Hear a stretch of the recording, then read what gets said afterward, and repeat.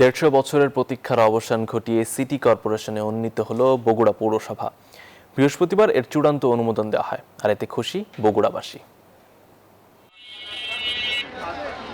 1876 সালে প্রতিষ্ঠিত এবং দেশের অন্যতম বৃহৎ এই পৌরসভায় প্রায় 10 লাখ মানুষের বসবাস। প্রথম শ্রেণীর পৌরসভা হলেও এতদিন বাড়েনি কাঙ্ক্ষিত নাগরিক সুবিধা।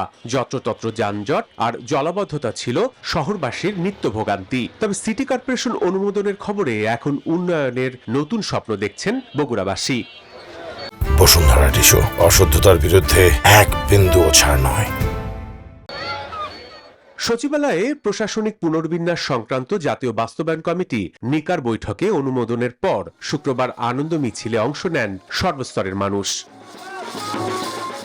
এর আগে 20 এপ্রিল ফলক উন্মোচনের মাধ্যমে দেশের 13তম নগর হিসেবে বগুড়া সিটি কর্পোরেশনের আনুষ্ঠানিক ঘোষণা করেন প্রধানমন্ত্রী। স্থানীয়দের প্রত্যাশা, পরিকল্পিত উন্নয়নের মাধ্যমে বদলে যাবে উত্তরবঙ্গের এই প্রবেশদ্বার।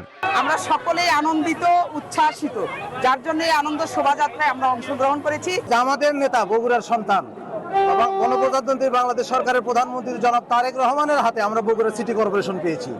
এই জন্য আমরা আরো বেশি আনন্দিত। 2006 সালে বিএনপি সরকারের আমলে 21টি ওয়ার্ডে উন্নীত হওয়ার পর এবার সিটি কর্পোরেশনের মর্যাদা পাওয়ায় উচ্ছ্বসিত রাজনৈতিক নেতাকর্মীরাও। বেগম খালেদা জিয়া এবং শহীদ রাষ্ট্রপতি জিয়াউর রহমানের স্বপ্ন ছিল এটাকে নিয়ে, যেটা বাস্তবায়ন করলো তারই সন্তান জনাব তারেক রহমান। ইনশাল্লাহ এই যাত্রায় আমরা সকলেই একসঙ্গে সারথি হয়ে পাশে থাকবো।